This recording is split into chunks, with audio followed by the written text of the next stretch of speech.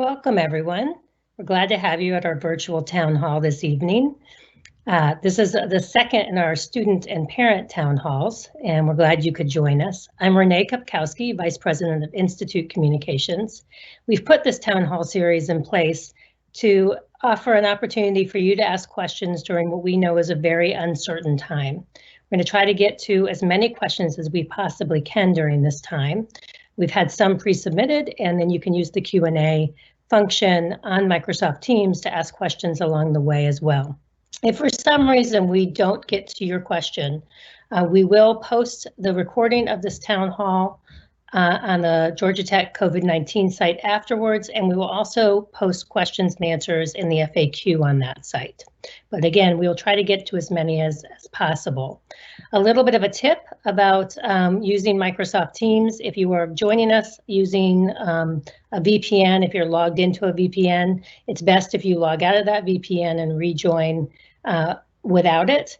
You will have less audio trouble and less delay in the video as well. So tonight we have with us President Angel Cabrera, Dean of Students John Stein, and Rafael Bras, the Provost and Executive Vice President of Academic Affairs. So without further delay, I'll pass it over to President Cabrera to make some opening remarks, and then we'll get to your questions. Well, thank you very much, Renee, and thanks to the team for putting this together, and thanks to all of you for taking the time to have a virtual conversation of sorts about what's going on at Georgia Tech, and we'll try to answer as many questions as we have time for. But let me start by really hoping that all of you are safe and healthy. What we're facing is really quite serious, as we all know. But I think it's worth repeating. I mean, this disease has already cost the lives of thousands of people. We've been having record deaths in the United States.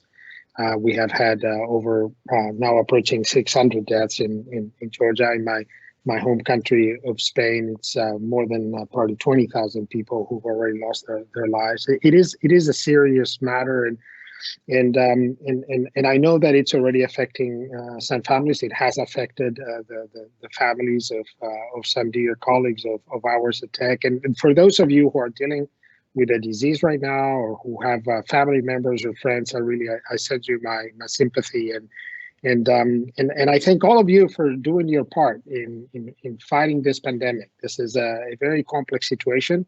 We have never faced anything like this before as a society, and really what it all comes down to, it's that the solution is in the hands of all of us by doing what we've been told constantly by the experts to stay away from other people, to stay at home as much as possible, to wash our hands all the time, especially when we've been outside, to maintain the distance with other people, to protect ourselves if we are in a situation where we're going to have to interact with someone else. I think all those are really, really important things, and those are the only things that are going to get us through this situation. So I thank all of you for everything you do to stay safe. Not only you're helping your own health, but you're also helping the public health situation we're experiencing. I know it's not easy, and it's not easy for anybody. I really understand how hard it has been on students to have to leave campus, to move to a different setting, to move many of you home, and really have to start your courses in an entirely different way. It's not easy for your parents either, and for your families who first had to help you during that transition, who themselves have their own professional challenges, and who they have had to adjust their lives to this new situation. It's not easy for your faculty members who, without notice, in 2 weeks, had to somehow transition and transfer the entire course, the remainder of the course, to an entirely different format, which they had not thought about, or even for all of my colleagues at Georgia Tech who somehow managed ways to perform their work outside. It hasn't been easy, and yet together we've done it. So far, we're in a position which, 3 or 4 months ago, I honestly would have thought it would have been impossible. If anybody had asked me whether we would be able, hypothetically, to transition to telework and distance instruction overnight, in just with 2-week preparation, I would have said it would be simply impossible. It would require months and years of planning to do something like that. And together we've done it. It hasn't been easy. It is not easy, but we're there. We're still going. We're going strong. And I thank you for your part in it. Of course, our number one priority from the very beginning, and it still is the safety and the health of our community, and that's sort of the guiding principle for every decision that we made. The very first decision, the toughest decision, was to ask our students to leave our campus. And I know it was tough. I know it was sad. I know it was stressful.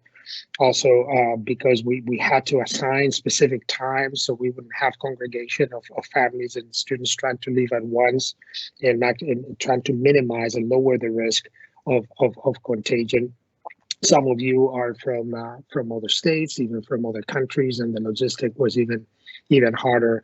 But I really thank you for that effort. Thank you for your cooperation, and thanks to that. Not only I think you stayed healthier yourself, but you have the students who could not leave.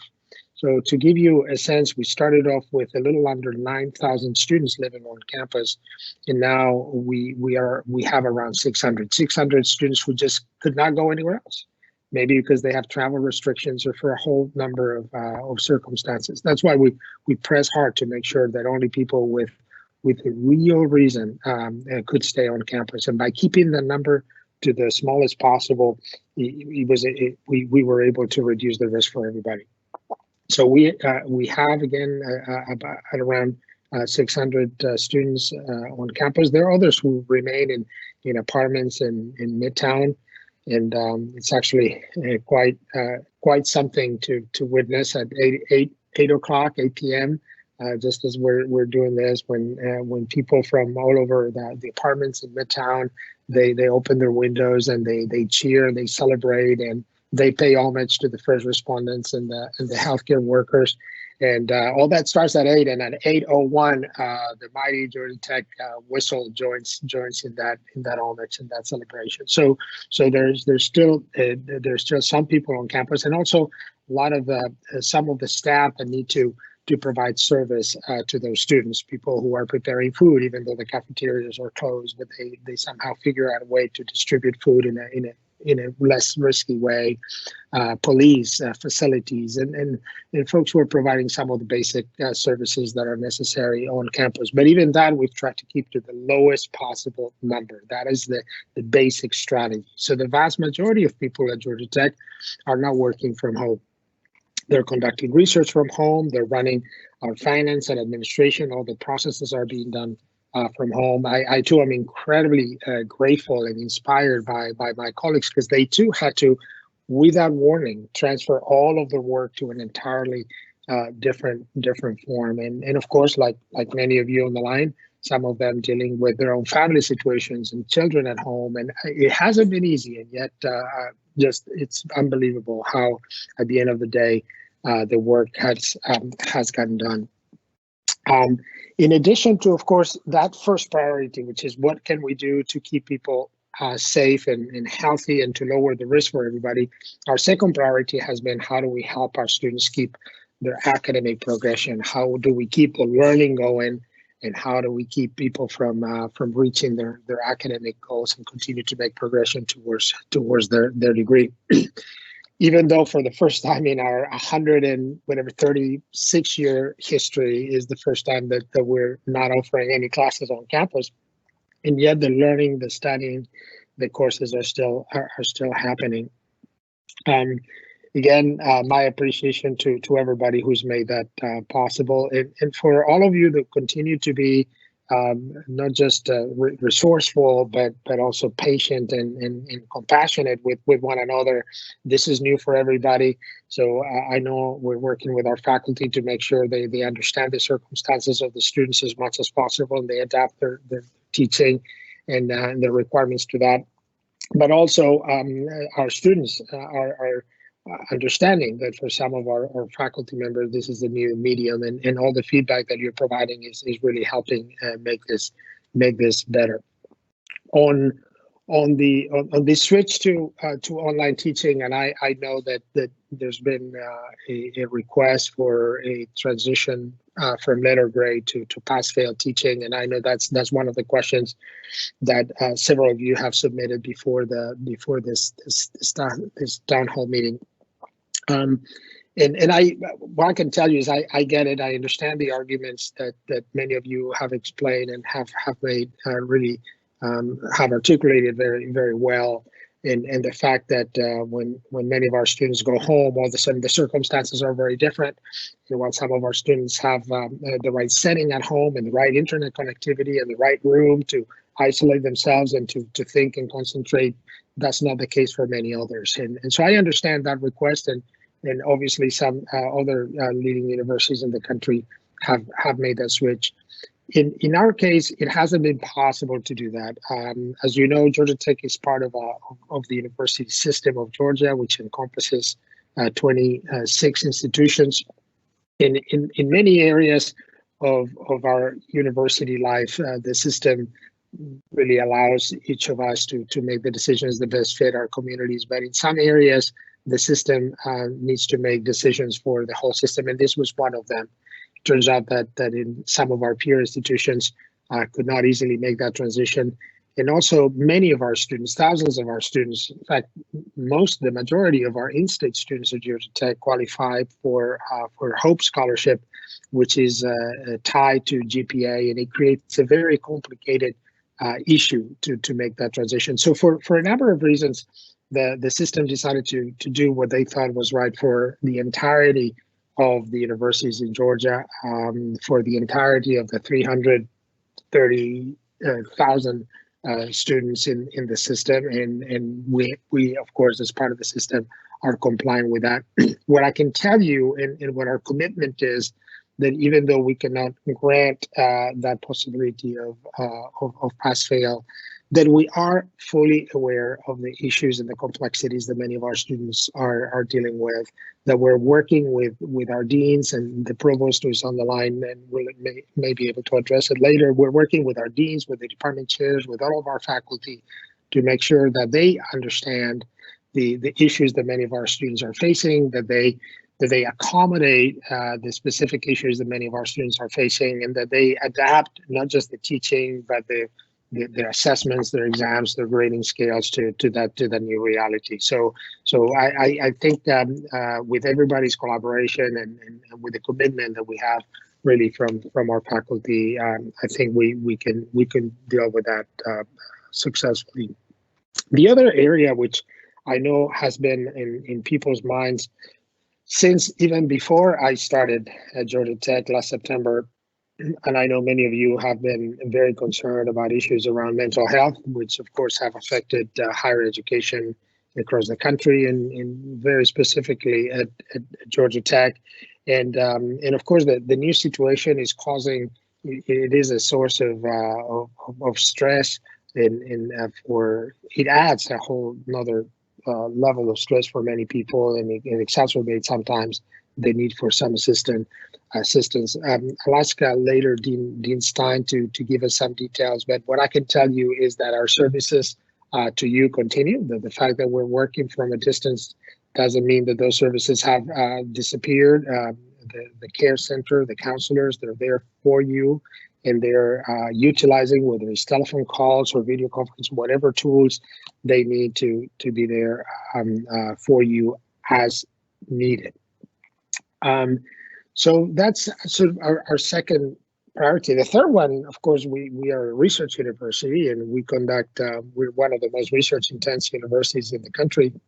We have a pretty massive research operation, both within the institute itself, the departments, the academic side, and GTRI, which is a unique part of Georgia Tech. A lot of that research is still happening. A lot of that research that relies on computers and that methods that can be transported to a teleworking form, those are continuing.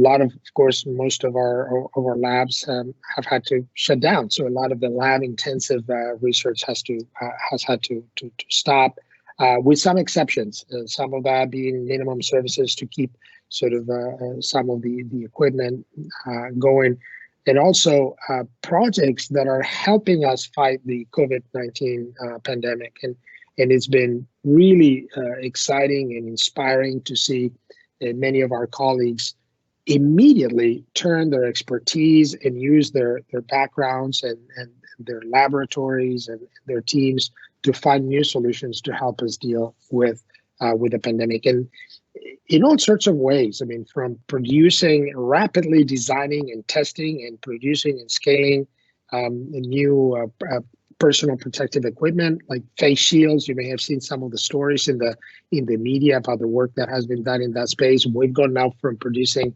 a couple thousand a week to producing several 100,000 and supplying the needs in partnership with manufacturers in Georgia with our designs, and now supplying not just the needs of the state of Georgia, but nationwide. We have really some of our colleagues working on testing and how to improve the capacity of the state to conduct more tests. Our alumni have been partnering with us in incredible ways. I don't know if you may have also heard that we now have a drive-through testing site at Georgia Tech, which is done in partnership with CVS. It turns out that the chairman of CVS is a Georgia Tech. It's a Georgia Tech alum, Dave Dorman, and that drive-through testing site is conducting almost 1,000 tests every day, and just you get your results in a few minutes. So it's been just great to see our faculty, graduate students, our alumni to collaborate to try to find new solutions, and the list goes on in terms of the incredible work that is happening every day.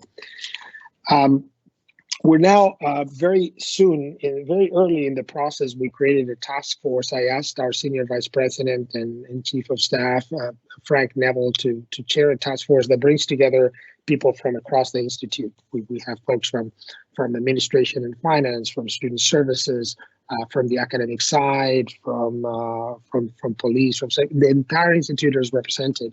And their immediate task was to figure out how we were going to make this transition, how we were going to keep everybody safe and things moving forward.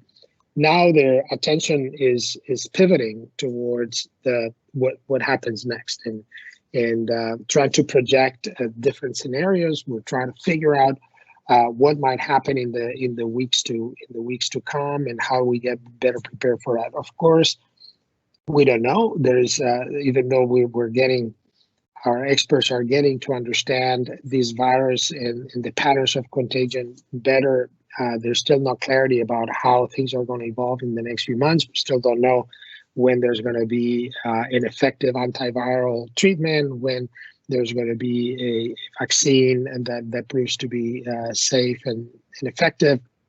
So there are lots of unknowns, and all we can do right now, at least, is look at various scenarios, various possible outcomes, and try to plan for them, and that's what we're doing. There are some immediate things that we've already decided. One of them you've already heard at the system level. We decided that we had to continue online for the summer, so all the teaching in the summer will be, as you know, done online. We're currently planning. Our goal is that for the fall, we're planning for transitioning back into a campus teaching. Of course, that's based on whatever information we have today. We have to be humble about what we know and what we don't know, and anything could happen between now and then. But currently, our goal is to be in a position to transition back to campus for the fall. You know, we had to cancel commencement, and I know that's also a question that several of you have submitted, including now on the live Q&A. It was a heartbreaking decision. It was a sad decision. Many of us have college children of our own. I was delighted last year, in May, not even a year ago, to be at McCamish celebrating the graduation of my own son at Georgia Tech, and I know how special and how moving that moment is. it was really painful to realize that we just couldn't do it in May, and that was a moment that many of you and your families have been really looking forward to. However, here's our commitment to you. One is that no matter what, on the day of commencement, of where we would have had commencement, we will have a celebration of your achievements. And our communications team is already thinking very creatively of ways that we're going to have some fun, and there's going to be something done online, virtually, to celebrate you, something that you can share with your family, something that you can perhaps also share on social media, and that will signal and that will help honor what you have accomplished, which is nothing short of amazing. I mean, we know how hard it is to get a degree from Georgia Tech, and we know how much how hard you've had to work to get there. But our second commitment is that we're going to try to have a real physical commencement back as soon as it is possible.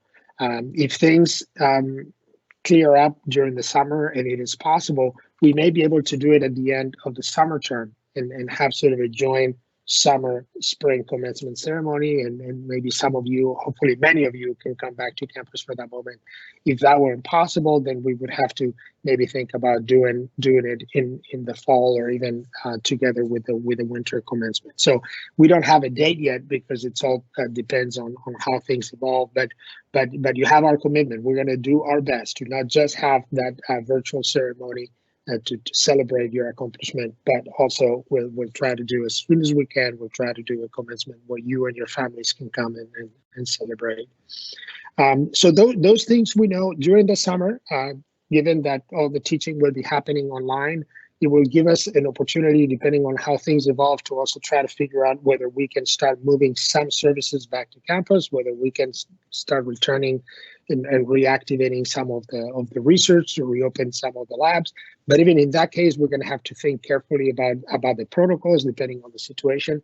Protocols, anywhere from how do we clean and disinfect and treat all the equipment, to whether maybe we have to limit sizes of different groups, whether we need to schedule even access to labs in different ways. We're going to be looking into what is it we could do to return some activities back to campus, to start experimenting with things without incurring into any additional risk. So that's pretty much what we're working on now.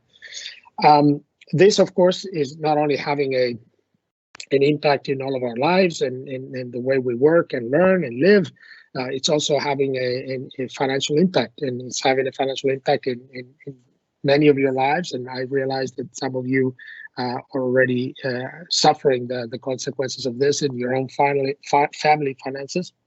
It's also having an impact on Georgia Tech. I mean, obviously, we're trying our priorities, do whatever we can to buffer that financial hit from you. So that's why, for example, we decided that not only we would evacuate campus, but we would refund room and board fees to you and other fees from other related to other services that that you would not going to benefit from.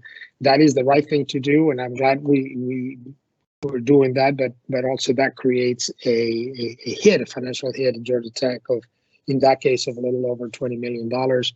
We've been projecting and trying to understand what the financial impact is going to be of all the various areas, whether it's athletic events that now are not producing revenues, or executive and professional programs that have to be canceled, and so forth.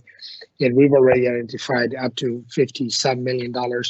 But as we plan different scenarios going forward, it's clear that it's going to be twice or even 3 times that much. Obviously, the economy is affecting, the contracting of the economy is also reducing the taxes that our state is collecting. And with that, it is possible that some of the budgets and the appropriations and the investments that the state generously makes to our universities will also be affected. So we're trying to monitor all of that and try to figure out how we can absorb that hit financially. I mean, fortunately, we I think we're in a strong financial position, but this is going to be tough. So just another area of concern for us. But as I said, within those constraints, what we've tried to do is figure out how we can at least soften the financial blow on some of our students and their families. Very early on during the process, in collaboration with the Alumni Association and with the Georgia Tech Foundation, we set up a student emergency fund through some donations. There's some alumni who were calling us and said, what can I do to help? It's like, well, we have a wonderful project for you to support, which is this emergency fund. Some of our alumni donated money to that. We agreed with the foundation, with the Alumni Association, that we would divert the entire roll call, which is our annual fund, where alumni from all over the country and the world give money every year, that we would divert the entire roll call for this semester to that emergency fund. And that also we would use some funds that the foundation holds for the benefit of the institute that would dedicate to that. So Dean Stein and his staff, they've been accepting applications from a number of you. I think that they matched it at $1,000, and many of you have applied already for amounts, various amounts up to $1,000, and they've been doing working very hard to try to get the money to you as soon as possible. Some good news, which is in the CARE Act that the federal government passed a couple of weeks ago. There was an amount of money dedicated to higher education. It was distributed to universities according to a formula, and Georgia Tech will receive a little bit over $10 million. The first half of that, which is a little $5.5 million, is going to get to Georgia Tech quite quickly. I think it could be a matter of maybe a week or two. And the entire amount, that $5.5 million, is targeted to support students with financial needs related to the COVID situation. So we're still trying to figure out how we're going to organize ourselves. But please know that if you are facing financial issues personally, or whether you already were facing financial issues, or very importantly, if now this new situation is making matters worse for you and your family, that there will be a process where you can apply for those funds, and we're going to make sure that it's easy, that it's fast, and that you get that information as soon as possible. The other thing that we're trying to do to soften the financial blow on our students and our family is the Board of Regents of the University System of Georgia earlier this week voted to freeze tuition for next year. Now, this is, just to put it in context, this is not an easy thing to do. As you can imagine, universities raise tuition not because they're greedy, but because the cost of education keep going every year. So it's not easy to freeze tuition, because it means we still, our expenses are going to go up, but it was the right thing to do, and we're very supportive of that decision from the system to freeze tuition and freeze for all programs. This is in-state, this is out-of-state, for all programs, and also for the summer as we move to online teaching. Lots of the fees that normally are charged that support campus-based services will not be charged as well. So again, as you can see, I think there's a real effort, not just at Georgia Tech, but at the system level, to try to keep the impact at a time when many of our students will be facing financial difficulties, to try to keep the impact as low as possible. Now, I think within this whole situation and within this whole presentation and all the difficulties that we're going through as an organization and as families, as individuals, as students, as staff, as faculty, I can tell you that I have never been as optimistic and as confident about the future as I am today, and I mean it.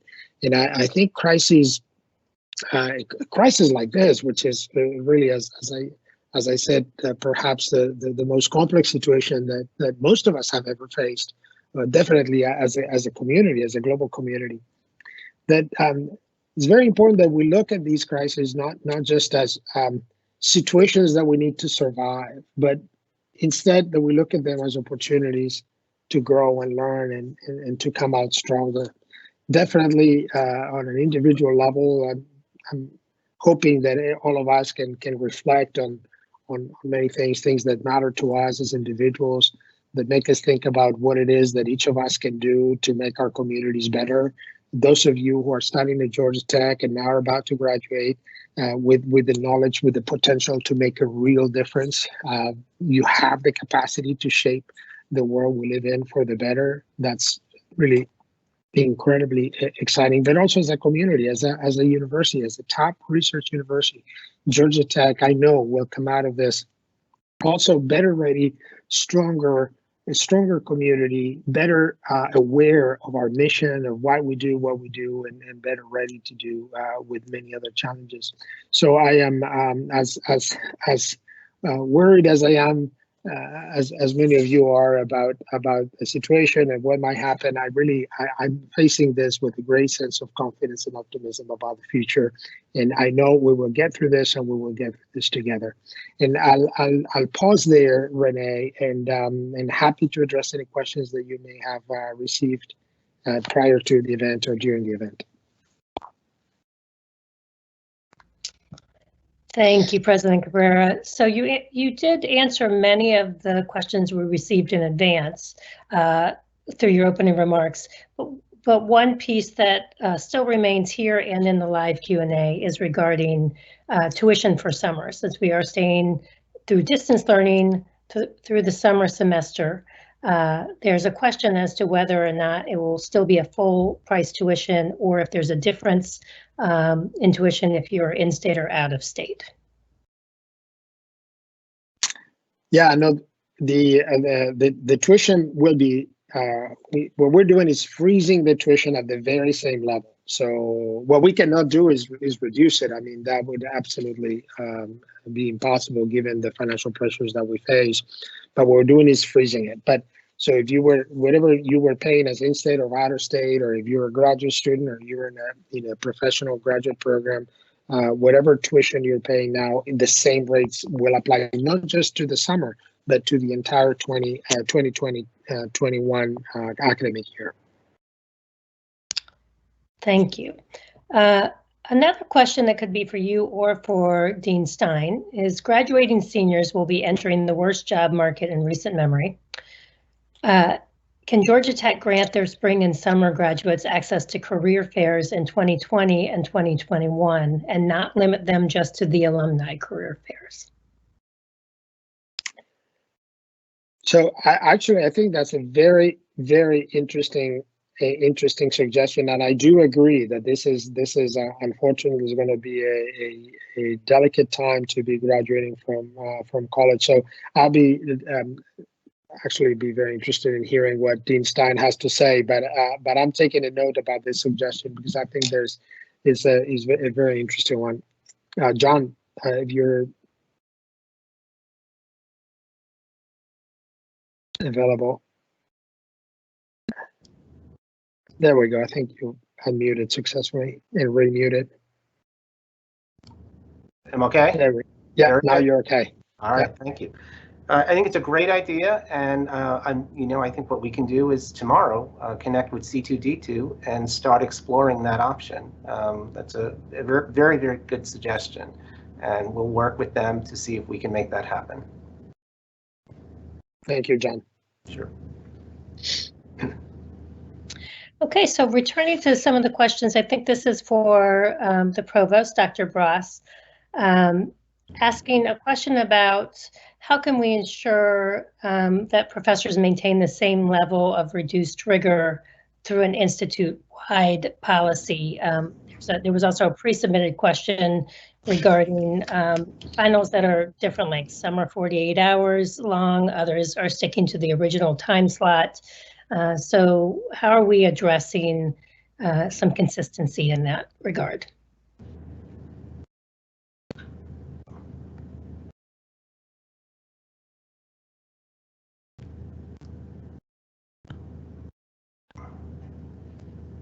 Okay, I think you need. You're still muted. Oh, maybe now he's fine. I think he may have succeeded with the. I'm sorry about that. I think I was muted here. Go ahead.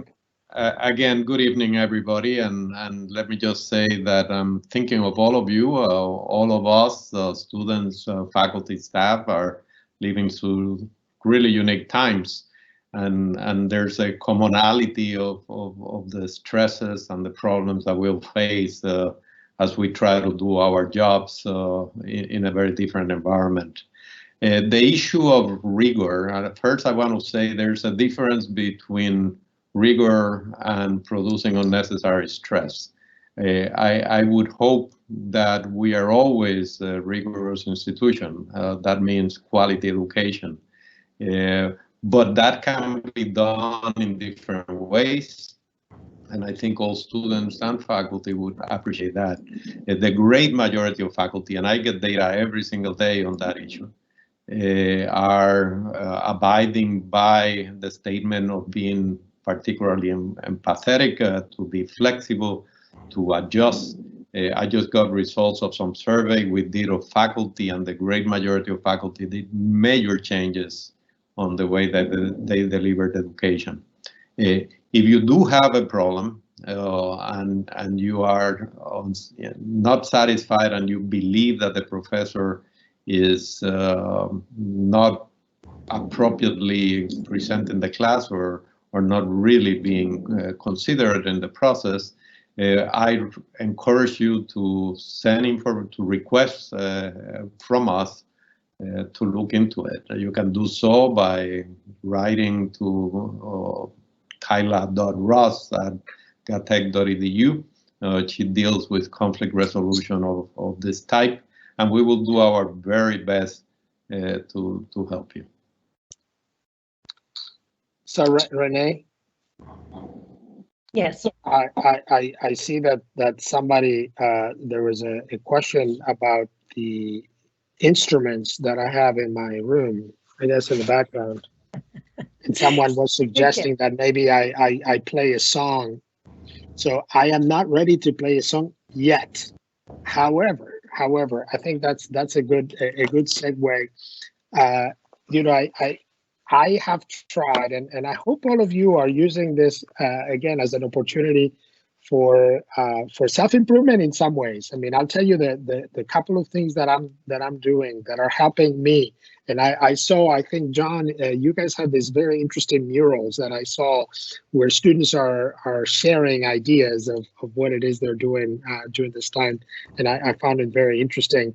So that's one of my projects. I'm picking up, I haven't played the guitar in years, and I got him from the storage, and I'm practicing, I'm taking classes. So hey, maybe one day I'll be able to play again. I'm also exercising more. I mean, since I arrived, my first few months at Tech have been so stressful that I really wasn't giving myself time to be healthy, and I am. I'm running 3-4 miles every day. If I'm trying to exercise at home, so I'm actually in better shape than I have been lately. So I've picked up. I found that works for me to at least have these two projects that I'm doing that are helping me turn this unusual situation in a little bit of an opportunity. So okay, I won't play today, but I may be ready in the near future. I did see that question come in asking if you would play, and it made me think about when we were getting set up and you suggested you might play us out. So you have at least one thing. There you go. Do I have an opinion about that? I believe that this would be a good time to ask Dean Stein about the options that are still available to students out there to connect, to build community, to find those ways and those outlets, either with each other or through student life. Dean Stein? So yeah, what I want to say is that I think that, first of all, for students out there, I just want to say one thing. We miss you, okay? We miss you, and we look forward to the day when we'll all be back on campus and living our lives again. It's a very interesting time for everyone. It's also, this time has really created a lot of creativity with the staff and with students. I mean, I'm amazed at what students and staff are doing to find ways to stay connected to each other, connected to the Institute, and continue some of the traditions that happen at this time of year. Next week, we'll have a whole celebration week of different activities that typically happen as we end the semester in terms of banquets, honor banquets, leadership banquets, and we're going to, do virtual ones all next week. Throughout the summer, we'll continue to offer different opportunities for you to connect virtually with us. And we also are looking for your suggestions, anything you want to offer to us in terms of consideration. There is the possibility of even starting a kind of virtual book club where we could have people all over the world reading and then coming together on a day or an evening and talking about things. So just kind of keep those suggestions coming to us. And we're happy to work with you. I think what I'd like to do is say a little bit about mental health, if that's okay. What I want to reassure everyone, students and families, is that all of our mental health professionals are still available. Everyone is still working. It's in a different way, but they are available. And our emergency on-call system is still intact, 24/7. You can reach someone at any point of the day or night if you really feel like you need to talk to someone. And a few calls have come in the last 2 weeks, mostly around just the stress of ending a semester and trying to navigate all this. So if you reach a moment and you really feel like you just need to talk to someone, I want you to reach out to that emergency on call and spend some time on the phone. Our psychiatrists, the counseling center, GT Care are all working. They're all talking and on the phone or on virtual kinds of conversations with students. Teletherapy is happening. So everything is still out there. It's still available. The dean's office, we're still available. If you need to contact us, we work very closely with Dr. Ross. As students kind of send information to us, we pass that on to Dr. Ross to problem solve situations with students and classes and faculty and stuff. I do want to reassure students that, anytime that we have worked with the faculty around a specific need, they have been very, very accommodating. And so I want to say that first you should try on your own, but if you can't get them to kind of think through or understand what you're saying, then work with one of us and we'll try to help you out also. Thank you, Dean Stein. And while we have you, one other set of questions is around sometimes having difficulty accessing Wi-Fi or being able to pay for Wi-Fi or the tools needed to study with distance learning. It might be, I know President Cabrera mentioned the Student Emergency Fund, but could you give a little more detail about how someone might access that? Absolutely. So the emergency fund, Student Emergency Fund, has been in place for 4 weeks now, and we have fundraised over $600,000. This is a partnership between the Institute through the President's Office, the Foundation, Development, Parents Program, and the Alumni Association. I want to say how proud I am in terms of our families and our alum and our faculty and staff who contributed to the fund. To date, as of tonight, we have had over 1,000 submissions, applications, and it's a very easy one-page application where we just kind of explain what you need it for. And we have funded over $500,000 to date. So students, you can find the link to this fund either on the Division of Student Life or COVID-19, the main page. You can get a link to the emergency fund. If you haven't submitted it and you have a need, and the need can be for a variety of things. Some students just need some food. Some students need in terms of rent. Some are looking to, in terms of Wi-Fi or some of their needs that they have. Some students needed it to get travel home when we all had to leave campus. So there's a variety of reasons, and please take advantage of it. And it'll be ongoing through the summer, and as far as we need to make it happen. So don't hesitate. Thank you.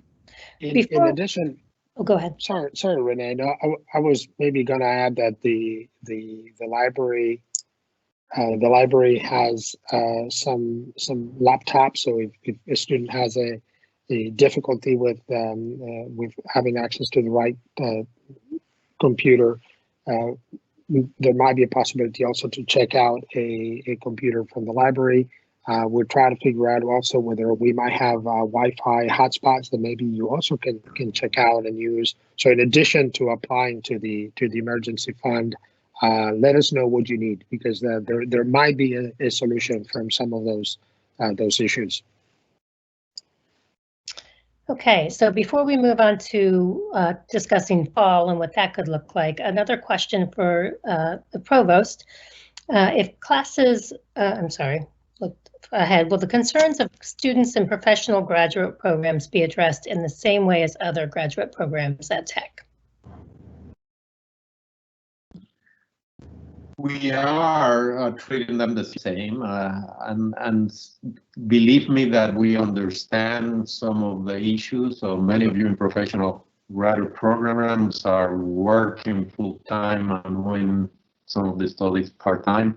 We will promise you, and we're promising you, as everybody else, that our goal is to provide you quality education worth every dollar you're spending. We understand that this is a difficult transition for you. It is a very difficult transition for us. But in fact, I think it can be done. It is already being experienced in many places. And we commit that we will listen to you the same way as we will listen to any other student, and we are. If I may, Renee, I would like to address a couple of other things that I've seen in the questions. There was a question of somebody worried about their siblings, and I smile at that. I really like that, about their ability to apply to Georgia Tech in the future, and whether the fact that their high school was in a pass-fail mode would in any way affect their ability to come into Georgia Tech. You got a response saying that we will look into it. Let me tell you and assure you right now, that we will not hold that against anybody. We will give everybody that applies a fair shot, and we understand exactly what is happening in the nation. So we respect that, and there's nothing to worry about that. Please have your siblings apply. There was another comment that I really want to address because it worried me a lot. One student spoke about the difficulties the student was having in reaching help and talk about, should I drop all my classes? Please don't do that without talking to somebody. I don't know what is the situation. If you have problem accessing and getting a response like you state, I repeat, try to contact John Stein, our Dean of Students, who is with us here, or contact my office. And I repeat, the best way to do so is to write to kyla.ross@gatech.edu. Talk to us. We will find a way to talk with you and go with you through whatever issues are there, and then you at least can make an informed decision. Thank you for addressing those, Dr. Bras. President Cabrera, we've had a couple questions around the campus center fee and why it's being charged if it's a fee that a campus center they may not use this fall. Can you explain a little bit more about that? Yeah, well, the construction continues to be on track. So our hope definitely is that we will be on campus in the fall, and that the construction will be in time for all of us to enjoy it. In fact, it's very exciting. It's going to be a terrific addition to the campus. I think as soon as I arrived to campus last September and I met with John Stein, the first thing he did was to share with me the exciting plans and the impact that those projects are going to have in the life of Georgia Tech in general. So yeah, if everything goes well, those things will be ready for everybody to enjoy them. Excellent. And then we've had some questions about whether or not undergraduates will be able to do research over the summer.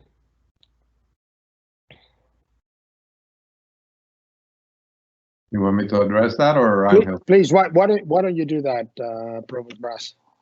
Yeah, we are under the decision of the USG that undergraduates are not on campus at the moment and should not be for public health issues.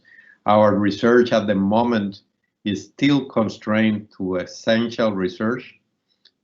So most activities of research, no matter who does them, are very limited to being done long distance, or if it has to be done on campus, it has to be shown to be absolutely essential.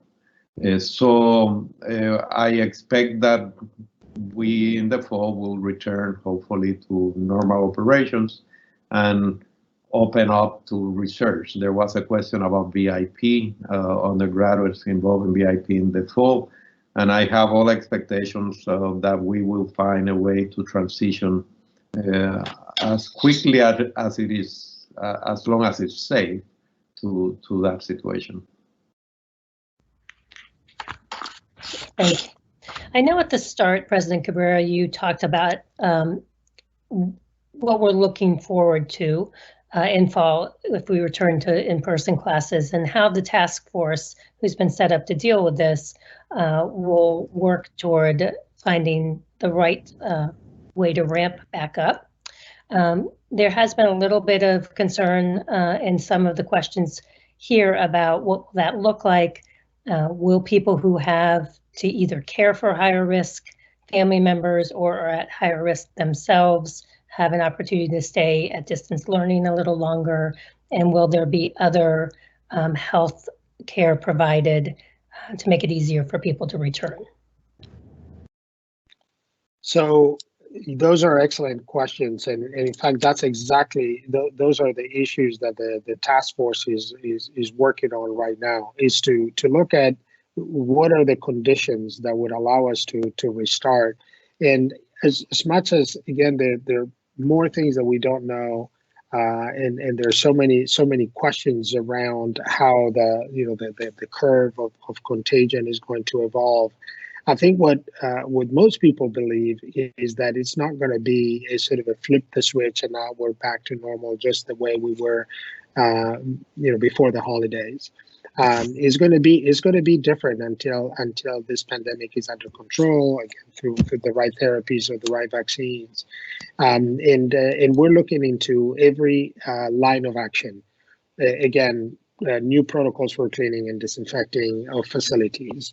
Ramped up health services, a more widely available personal protection equipment. Again, different norms about how we relate to one another, and even the fact that the weeks leading to this, we were already not shaking hands and acting a little bit different, maybe wearing masks and wearing protective equipment, taking turns when we use certain resources, certain labs to try to minimize the number of people congregating. All of those things are entirely possible. And that's what we're preparing for, is under what circumstances we can go. It could potentially be that some of the instruction needs to remain online for the reasons that you mentioned, or for other reasons that it is entirely possible that we may be find ourselves in a hybrid situation. So all of those are hypotheticals that we are currently contemplating. So this is what we're planning for various scenarios. We're looking at how things might look like and what it is. But yeah, we are thinking that it is entirely possible that even if we return to campus, things will have to work differently. Policies, leave policies, and things. I mean, we're going to have to look into a whole bunch of changes. Okay, I think we have one last question before we move to closing remarks. But it's an interesting one, and one that I think a lot of people will want to know about is, are there any current impact to leadership searches that are going on, the provost or the dean of library searches that we have underway? Is there anything you can share about that? Yeah, definitely. So we clearly the first few weeks were consumed with this transition, for students, for faculty, for staff. But soon after we began to operate in this new, gosh, I hate to even call it new normal because there's nothing normal about this. But once we started operating in this new way, we restarted all the important projects we were working on, and that involves the searches. I mean, we are in the final stages of our Dean of Library search. We continue to make progress on searching for our new provost. We're making progress in several of the searches, internal auditor and the CIO. There's a whole bunch of processes that are going on. So those have been restarted. The other process, which I'm very excited about, and we're finally, again, we've restarted with just a month pause in between, is the strategic planning process, which many students have participated. They participated in the visioning phase of that process in the fall, and now that we have finally built this new mission and vision and values and strategic themes, there are now 6 groups, the 6 teams, and divided them in sub teams that are now putting really the details on that plan, and that work has started already. Deans McLaughlin and Alavi, who are co-leading this effort, they told me they had their first meeting the other day with the chairs and the co-chairs of the working groups, and they were incredibly energized by the thinking, by the enthusiasm. And in fact, they thought it was very therapeutic that we're now working on projects that have a longer term, and that as much as we have to worry about dealing with the pandemic, that there is life beyond the pandemic, and that we need to continue to think in terms of the longer term future of the institute. Excellent. Well, I think we've gotten to as many questions as we can. I'll turn it to you for closing remarks, and then we'll wrap it up. Well, I'll end where we started, which is by thanking all of you for your part in helping drive Georgia Tech through this transition. And really, we're here together. We're not alone, even though sometimes it may feel that way because we're in different places, and sometimes it can feel lonely. We're not alone. We're in this together. We have managed this incredible transition together, and we will get through this process together. I really, as I said, I've never been this optimistic and confident about anything. I really have seen the best in people around me every day. I am amazed by what I see. Our faculty stepping up to the plate, our students. I'll tell you one thing I did today, probably the most inspiring thing I did today. The Student Government Association this afternoon organized an event which basically had 4 different students. It was one student from Beirut, one student from Cartagena in Colombia, Pedro, one student from Talia from Athens, and the other student who didn't say where she's from, but I suspect she's from Georgia, sharing just the personal stories, and it was just absolutely wonderful. It was inspiring. It was just like a conversation among people, and to see how diverse our community is and how we come from many different places and come together and we share this desire to learn, to grow, to make a difference, and how we can continue to build community even when we're working from a distance. It was just an absolutely terrific reminder. So I know we will come, not only we will make it through the crisis, but we will come back in a better way. Thank you all for spending your time with us. Thank you for everything you're doing, and take very, very good care of yourselves. Thank you, President Cabrera. Thank you, Dean Stein. Thank you, Provost Bras. And thank you to all of you who attended. We will be sure to post this recording on the Georgia Tech COVID-19 website, as well as answers to the questions on the FAQ on that website. Stay well, everyone, and have a good night. Good night. Good night.